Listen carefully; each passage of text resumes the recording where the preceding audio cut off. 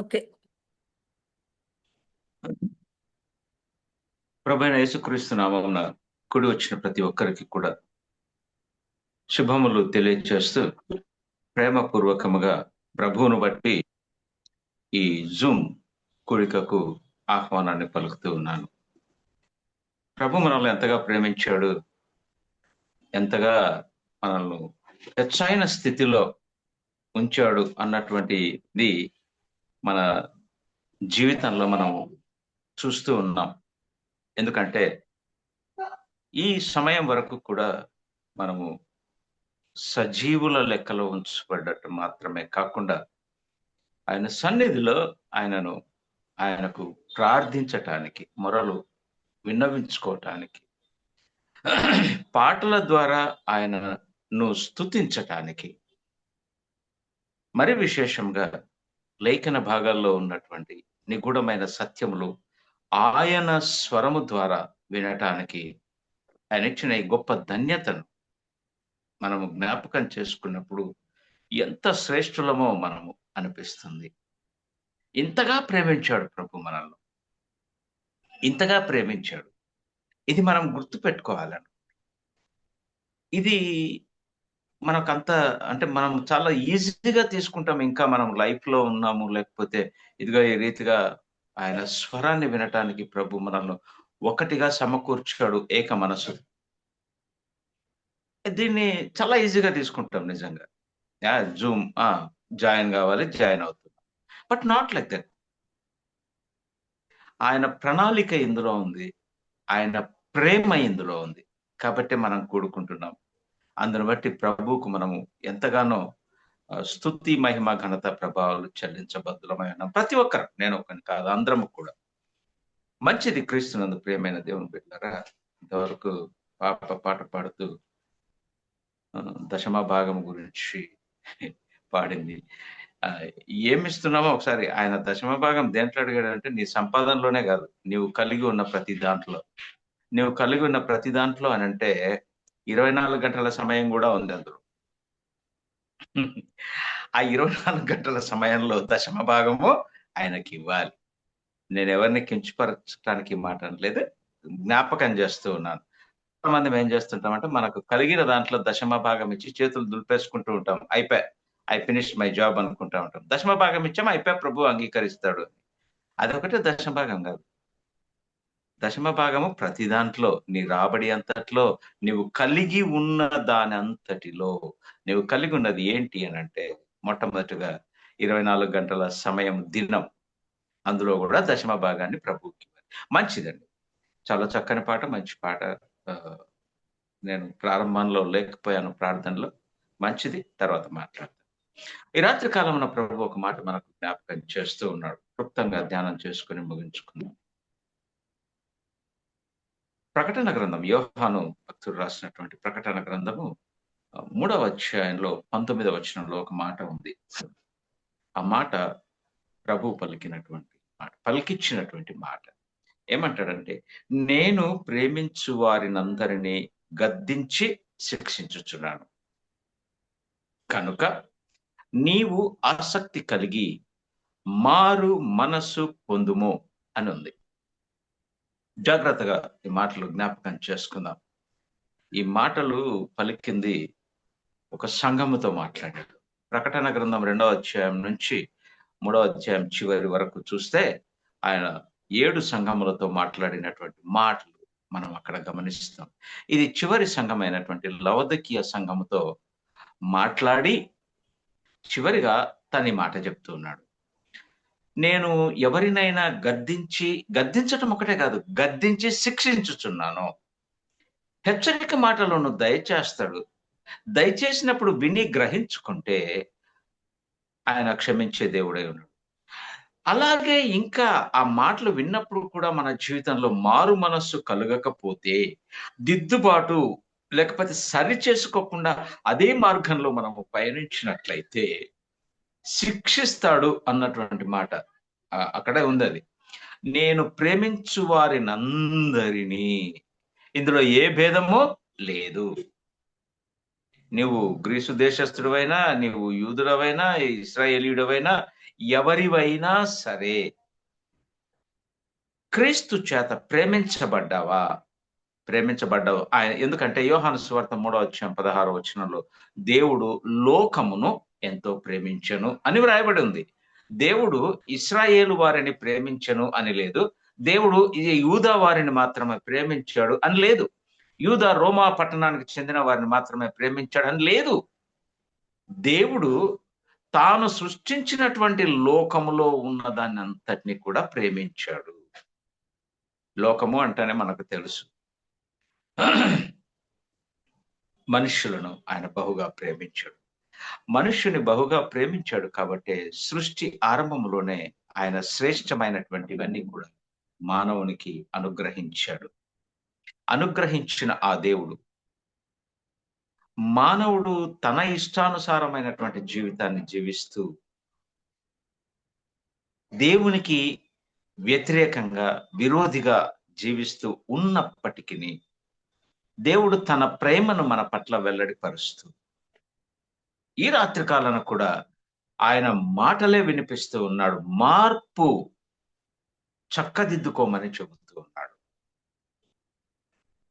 మన మార్గాన్ని సరి చేసుకోమని చెబుతూ ఉన్నాడు, అంతే తప్ప ఇంకేం లేదు. దానికి అక్కడ 2 కఠినమైన మాటలు ఉపయోగించాడు. క్రీస్తునందు ప్రియమైన దేవుని బిడ్డలారా, ఈ లోకంలో తల్లిదండ్రులంగా మనము ఉన్నాం. మీరు మన కుమారులకు, మన కుమార్తెలకు, లేకపోతే మన మనవళ్లకు, మనవరాళ్లకు మనం ఏదైనా చేయకూడని పని ఉంటే ముందు చాలా చక్కని పద్ధతిలో చెబుతాం, పొలైట్ గా చెబుతాం. నాన్న అక్కడ వెళ్ళొద్దు, నాన్న అక్కడ కూర్చోవద్దు, నాన్న అది చెయ్యొద్దు, అది ముట్టొద్దు అని చెబుతాం. విన్నాడా? అర్వం. వినరు. వినక మళ్ళీ చేస్తారు, తిరిగి అదే తప్పితాన్ని మన ముందే చేస్తారు. అప్పుడు మన వాయిస్ కొంచెం పెరుగుతుంది. ఇది గద్దింపు. ఎప్పుడైతే దాన్ని పదే పదే తిరిగి తిరిగి చేస్తూ ఉంటాడో తప్పితాలను, అప్పుడు గద్దించిన మాటలు, అంటే గద్దింపు మాటలు ఏమైతాయంటే శిక్షకు దారి తీస్తాయి. అప్పుడే మన చేతిలోకి కర్ర వస్తుంది. ఆ కర్ర పోయి వాడి వీపు మీద పడుతుంది. ఎస్, అందుకే ఈ లోకంలో ఉన్నటువంటి తల్లిదండ్రులంగా ఉన్న మనము మన కుమారులను, లేకపోతే నా కుమార్తెను, నా కుమారుణ్ణి నేను ప్రేమించాను కాబట్టి నేను ప్రేమించిన నా కుమారుణ్ణి గద్దించి శిక్షించుచున్నాను. తల్లిదండ్రులు చేయట్లేదు, ఈ మాట చేస్తా ఉన్నాం కదా. అందుకే మనం నెక్స్ట్ పలికే మాట ఏంటంటే, నీవు ఆసక్తి కలిగి నీ మార్గాన్ని సరి చేసుకో అని చెబుతాం. మారు మనస్సు పొందు అని చెబుతాం. శిక్షకు గురి కావద్దు. గద్దింపు సరే, గద్దింపుకు లోపడాలి.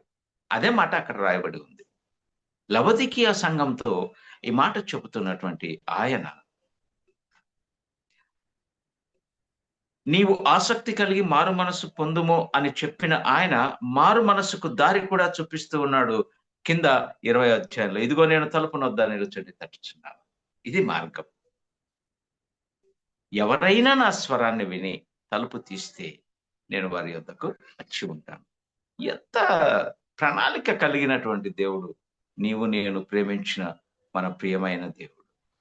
చక్కని మాటల ద్వారా మనకు మార్గాన్ని కూడా చూపించాడు.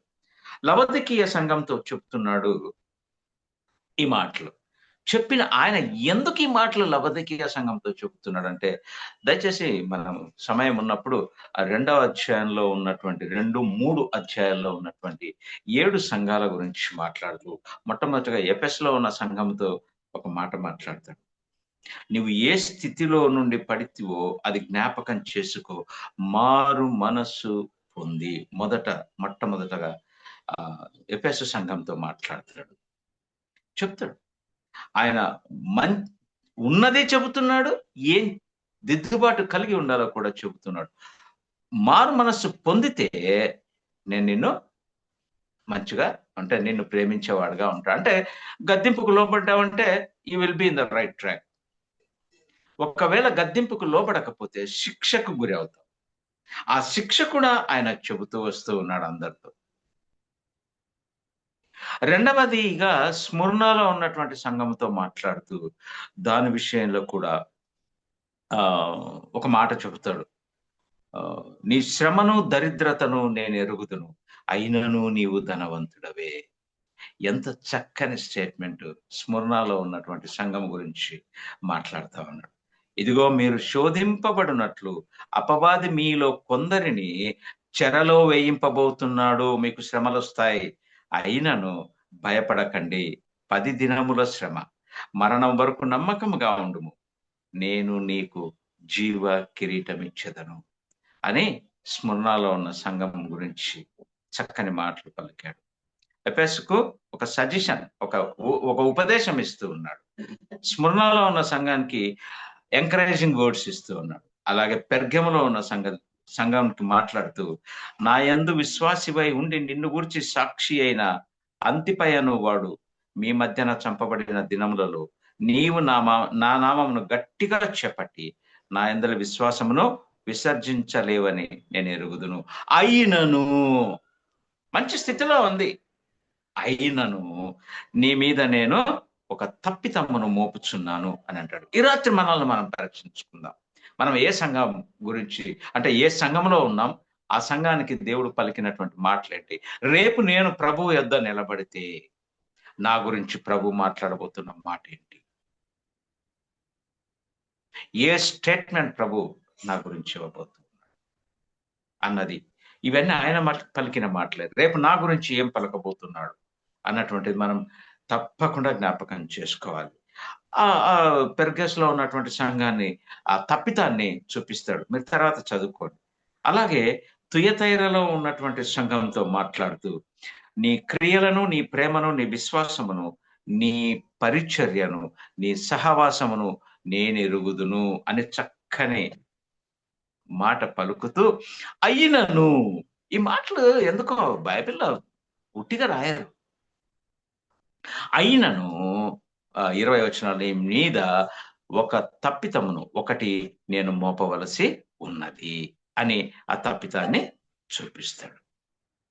అక్కడ దాంతో అనేక విషయాలు మాట్లాడుతూ సరి చేసుకో అని చెబుతాడు. ఆ తర్వాత సార్దీస్లో ఉన్న సంఘంతో మాట్లాడుతూ, నీ క్రియలు నా దేవుని ఎదుట సంపూర్ణమైనవిగా నాకు కనపడలేదు కనుక జాగరూకుడవై చావనై ఉన్న మిగిలిన వాటిని బలపరచుము అని చెబుతూ ఉన్నాడు. ఇలాంటి మాటలు ప్రతి సంఘముతో మాట్లాడు, ఫిలదెల్ఫియాలో ఉన్నటువంటి సంఘంతో కూడా మాట్లాడు, అనేక విషయాలు. నీ క్రియలను నేను ఎరుగుదును, నీకున్న శక్తి కొంచెమై ఉండినను నీవు నా వాక్యము గైకొని నా నామము ఎరుగననలేదు, ప్రతి చోట నన్ను ఒప్పుకున్నావు నీవు అని ఫిలదెల్ఫియా సంఘంతో మాట్లాడుతూ, నీవు నా ఓర్పు విషయమైన వాక్యమును గైకొంటివి కనుక భూనివాసులను శోధించుటకు లోకమంతటి మీదికి రాబో శోధన కాలంలో, లోకమంతటి మీదికి ఒక శోధన రాబోతుంది, ఆ కాలంలో నేను నీకు తోడై ఉండి నిన్ను కాపాడుతాను అని పలుకుతున్నా. వా, ఫిలదెల్ఫియా సంఘానికి ఆ మాట పలుకుతూ, తర్వాత నేను త్వరగా వచ్చుచున్నాను, ఎవడును నీ కిరీటమును అపహరింపకుండా, నేను నీకు ఇచ్చినటువంటి కిరీటాన్ని ఎవడు కూడా అపహరించకుండా, దొంగిలించకుండా జాగ్రత్తగా దాన్ని పట్టుకో అని అంటాడు.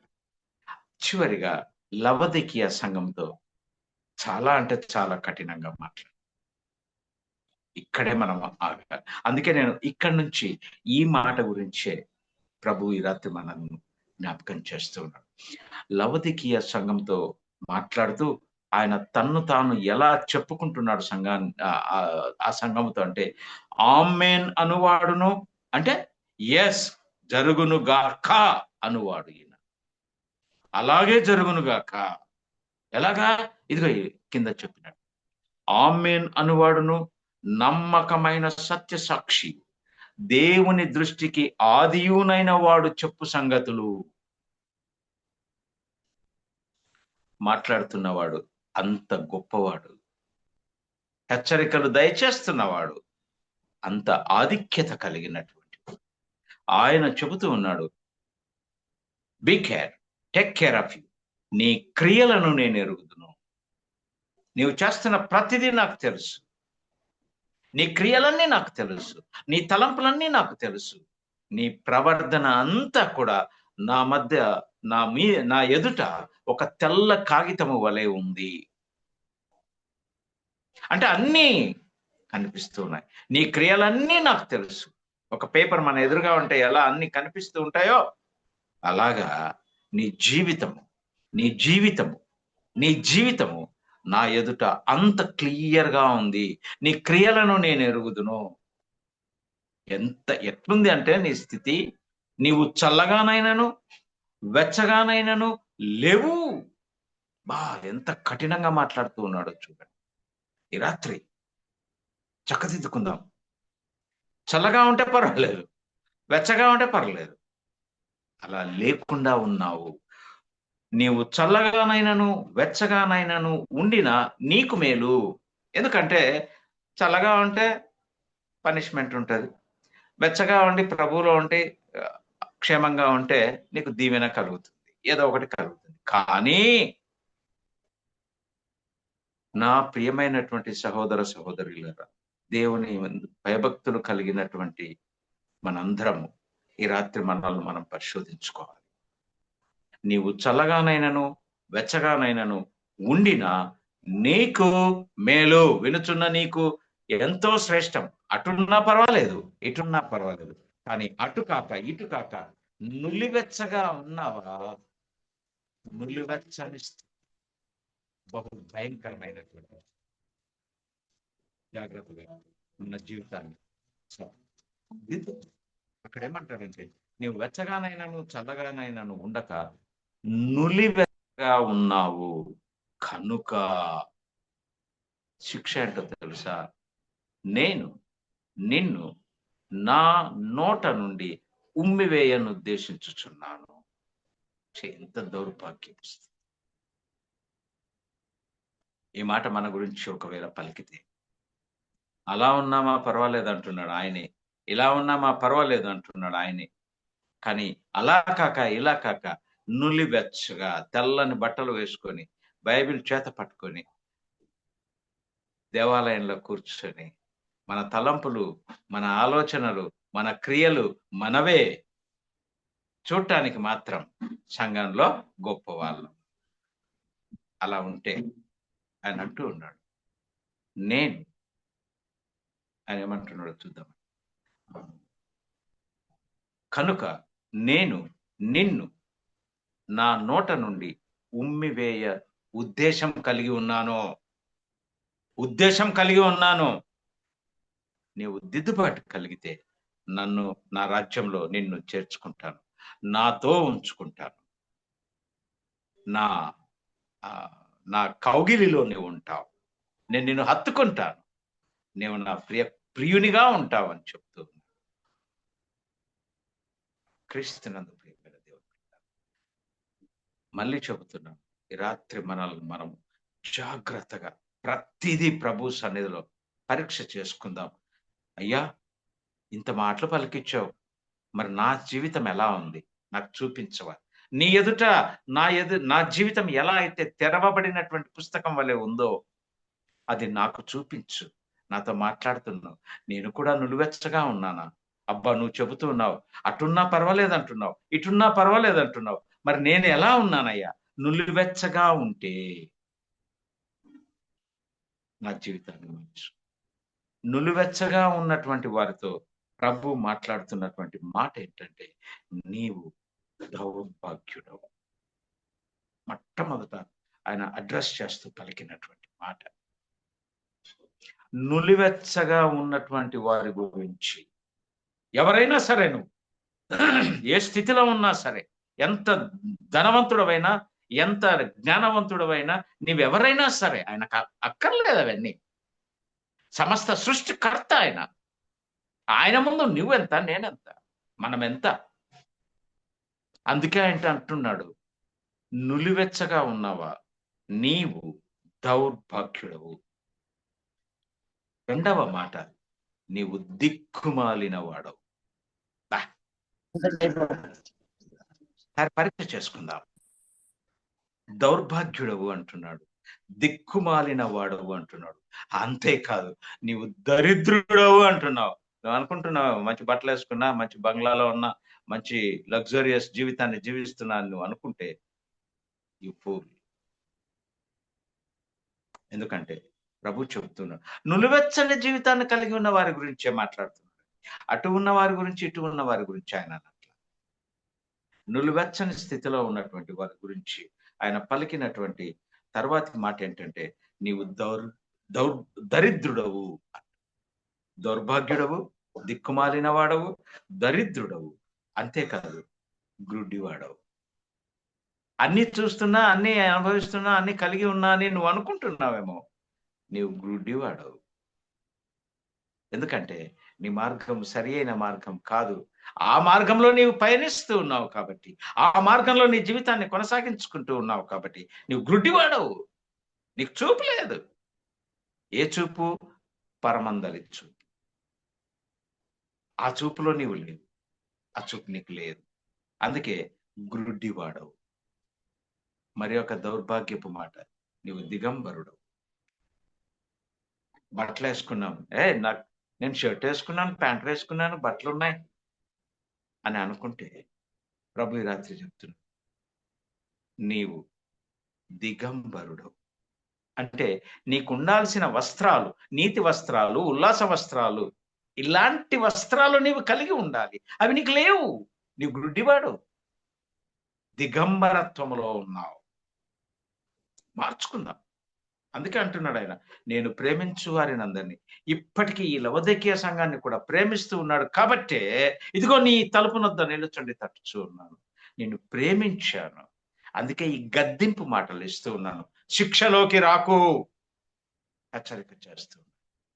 ఆసక్తి కలిగి మారు మనసు వింటున్న నీవు నేను మనందరం మళ్ళీ చెప్తున్నాను, పరీక్ష చేసుకుందాం.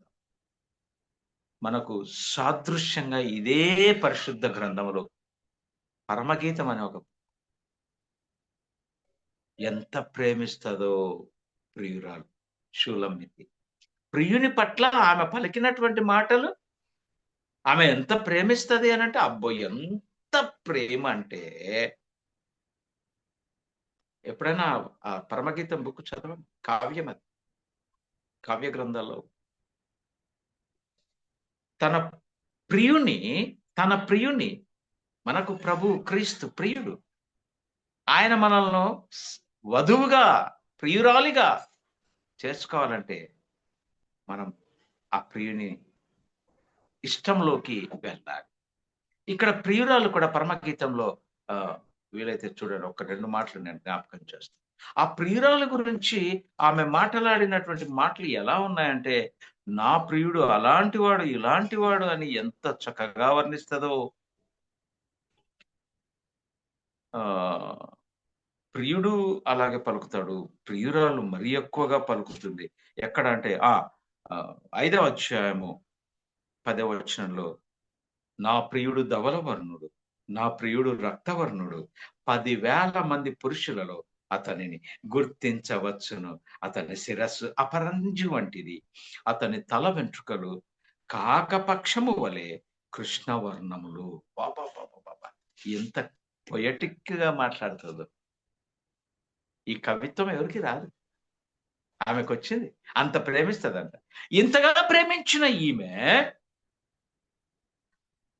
3వ అధ్యాయం 1వ వచనంలో ఏమంటదంటే, రాత్రి వేళ పండుకొని ప్రియుడు అక్కడ లేకపోతే ప్రియుణ్ణి వెతుకుతూ ఉంది. సమయాన్ని గమనించండి, స్థితిని గమనించండి. ప్రియుని వెతుకుతున్న సమయం ఏంటి అనంటే అసమయము, రాత్రి అంట. సందర్భం ఏంటి అనంటే పరుండి, రాత్రి నిద్రపోయే సమయమే, మరి పడుకొనే ఉంది. పడుకొని ఎట్లొచ్చింది ఆ మాట? మరి ఆమెనే పలికినటువంటి మాట. రాత్రి వేళ పరుండి ఉండి, నేను నా ప్రాణ ప్రియుని, నేను బహుగా ప్రేమించిన నా ప్రియుని, ధవలవర్ణుడైనటువంటి నా ప్రియుని, రక్తవర్ణుడైనటువంటి నా ప్రియుని నేను వెతకి తిని. ఎవడు చెప్పాడు? ప్రకటన గ్రంథం ఇందాక చదువుకున్నదా, ఆయనే తలుపునొద్ద నిలుచుండి తట్టుచూ ఉంటే నువ్వెందుకు వెతకడానికి పోయావు? దౌర్భాగ్యురాలు, దౌర్భాగ్యుడు, దిక్కుమాలిన వాడు. అందుకే వెతకడానికి పోయిన. వెతకనికి పోయింది దొరికించుకుందా? అయినను వెతకినను అతడు నాకు కనపడక ఉండెను. ఎంత ఫూలిష్ గా మాట్లాడు అని. కనపడకపోయి ఊరుకుందంటే నేను ఇప్పుడే లేచేదను, నేను ఇప్పుడే వెళ్ళేదను, నేను ఇప్పుడే పోయి వెతుకుతాను. వెతికిందంటే వెతకల. మళ్ళా తర్వాత 5వ వచనంలోనేమో ఆమె ఏమంటదంటే, 5వ 5వ అధ్యాయము 6వ వచనంలో, నా ప్రియునికి నేను తలుపు తీయునంతలో. అంటే పైన ఆయన చెప్తాడు, అమ్మ డోర్ తీయమ్మా, డోర్ తీస్తే ఇదిగో నేను చలికి బయట నా తలంతా తడిసిపోతా ఉంది, చలికి వణుకొస్తా ఉంది, నువ్వు తెరిస్తే నీ దగ్గరికి వస్తాను నేను. నువ్వు రాత్రి పండుకున్న నువ్వు వెతకటానికి వచ్చావు కదా, ఆ స్థితి చూశాను నేను. చూసి నేనే వచ్చాను నీకు కనపడలేదు అప్పుడు. నేను కనపడను, నువ్వెందుకు వెతికేది, నేనే నీ దగ్గరికి వచ్చాను, ఇప్పుడన్నా తలుపు తీ అంటే ఆమె ఆ మాటలు మీరు తర్వాత బుక్ అంతా చదవండి, పరమగీతం. ఆమె ఏమంటదంటే, ప్రియుడు చెప్తాడు, నా పావురమా నిష్కలంకురాల ఆలకింపుము, నా తల మంచుకు తడిసినది, నా వెంట్రుకలు రాత్రి కురియు చినుకులకు తడిసినవి, నాకు తలుపు తీయమని నా ప్రియుడు వాకిలి తట్టుచున్నాడు. అప్పుడు ఆమె చూడండి ఏమంటదు, నేను వస్త్రము తీసివేసి తిని, రాత్రి కదా పడుకుంది కదా, మరి పడుకున్నప్పుడు వేరే బట్టలు వేసుకుంటాం, నైట్ బట్టలు డ్రెస్సులు వేసుకుంటాం. నేను వస్త్రము తీసివేసి తిని, నేను మరలా ఎంత ప్రేమ ఉందని పలికింది. ప్రేమ కలిగింది. ప్రభు కోసం ఆ పని ప్రియుని కోసం ఆ పని చేయలేదా? సాకులు చెప్తుంది. నేను వస్త్రం తీసివేస్తేని మళ్ళా దాన్ని వేసుకోవాలనా, నా పాదములు కడుక్కొంటిని ఇప్పుడు నేను మరలా దిగి మురికి నేల నడవాలనా అని. అప్పుడు తలుపు సందులో నా ప్రియుడు చెయ్యి ఉంచగా, అంటే ఆ మిట్ట మధ్యాహ్నం వేళ శిలువలో యేసుక్రీస్తు ప్రభువుల వారు వేలాడుతూ పిలిచాడు, తలుపు తీయి ప్రియుడా, నేను వస్తాను అని చేతులు చాపితే, అప్పుడు చూసింది ఆ చేతుల్లో గాయాలు, ఆ శరీరం అంతా గాయాలు చూచి, అప్పుడు నా అంతరంగమందు అతని ఎడల జాలి కలిగవు. నీ మీద ఆయన జాలి కలిగి ఆయన ప్రాణాన్ని అప్పగించాడు, శరీరాన్ని దెబ్బలకు అప్పగించుకున్నాడు. అంతగా నిన్ను నీ ప్రియుడు ప్రేమించాడు. ప్రియురాలు స్థితి ఏమో పండుకొని ఆయన వెతకాలనుకుంటూ, అక్కడ 6వ వచనంలో, నేను నా ప్రియుని యందు జాలి కలిగి, ఆయన చేతులు చూసినప్పుడు నాకు జాలి కలిగి, అప్పుడు నా ప్రియునికి తలుపు తీయున్నంతలో 10 మంది కన్యకలు. ఎప్పుడొస్తాడో తెలియదు. కొట్టినప్పుడు తెరిస్తే క్షేమం. ఆయన సడన్ గా వస్తానని చెప్పినప్పుడు శ్రద్ధల్లో నూనె లేకుండా పండుకుంటే రాత్రి 5 మంది బుద్ధిగల కన్యకలు ఏ రీతిగా అయితే ఎత్తబడతారో, 5 మంది బుద్ధి లేని కన్యకలు ఏ రీతిగా విడవబడతారో అదే స్థితి. తలుపు తీయున్నంతలో, అంతే అండి, అంతలోనే అన్ని జరిగిపోతాయి. కాబట్టి క్రీస్తునందు ప్రియమైన దేవుని పెట్టాడు, అంతలోనే అని నువ్వు అనుకుంటూ ఉంటే, ఇదిగో రేపు తీస్తుంది, ఇదిగో రేపు నా జీవితాన్ని, ఇదిగో నాకు ఇంకా కొన్ని బాధ్యతలు ఉన్నాయి, వాటిని నెరవేర్చి నేను ప్రభు మార్గంలోకి వస్తాను అని అనుకుంటే, తలుపు తీయునంతలో, నువ్వు అనుకున్నంతలో ఆయన వచ్చే దేవుడై, నిన్నో నేడో రేపు వస్తానని చెప్పినవాడు, వాగ్దానం చేసిన దేవుడు, నమ్మదగిన దేవుడు. ఆయన పోస్ట్ పోన్ చేసే దేవుడు కాదు. ఆయన పోస్ట్ పోన్ చేస్తున్నది రావటానికి ఇష్టం లేక కాదు. అంతటా అందరూ మారు మనస్సు పొంది, ఈ పనికి మాలిన మాటలు ఎవరి గురించి ఆయన పలకకూడదని, దౌర్భాగ్యుడవు, దరిద్రుడవు, దిక్కుమాలిన వాడవు అన్న మాటలు ఆయన నోట రాకూడదని, గద్దింపు నుండి శిక్షలోకి నడిపించబడకూడదని ఆయన ఆలస్యం చేస్తాం. ఈ సమయంలోకి ఆయన వస్తే, ఎందుకంటే ఆయన ఇప్పుడు మాటలు ఇచ్చాడు, ఈ సమయంలో ఆయన వస్తే ఈ స్థితి షూలమెతి ఏ రీతిగా అయితే నా ప్రియుని గురించి ఇంత ప్రేమ నాలో ఉందని పలికిందే గాని, ప్రియునికి తలుపు తీయనంతలో అతడు వెళ్ళిపోయాడు. మరలా రాడు.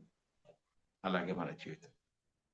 చక్కదిద్దుకొని ఆయన కొరకు చక్కని జీవితాన్ని, ఆయనకు అనుకూలమైనటువంటి జీవితాన్ని మనము కూడా జీవించులాగా, ఆ లవోదికీయ సంఘం గురించి మాట్లాడిన మాటలు నా గురించి, నీ గురించి పలికించుకోకుండా, శిక్షలోకి వెళ్ళకుండా, ఆయన తలుపునొద్ద నిలుచుండి తట్టుచున్నప్పుడే విని తలుపు తీస్తే ఆయన వచ్చే ప్రియుడు. అంత ప్రేమ కలిగి నీవు నేను ఇష్టపడిన మన ప్రియుడు. అట్టి కృపలోనికి మనం కూడా నడిపించబడదుము గాక. అందుకే ఈ మాటలు పలికించాడు. ప్రభు మనందరినీ కూడా దీవించి, ఆశీర్వదించి అట్టి స్థితిలోకి నడిపించును గాక. ఆమేన్.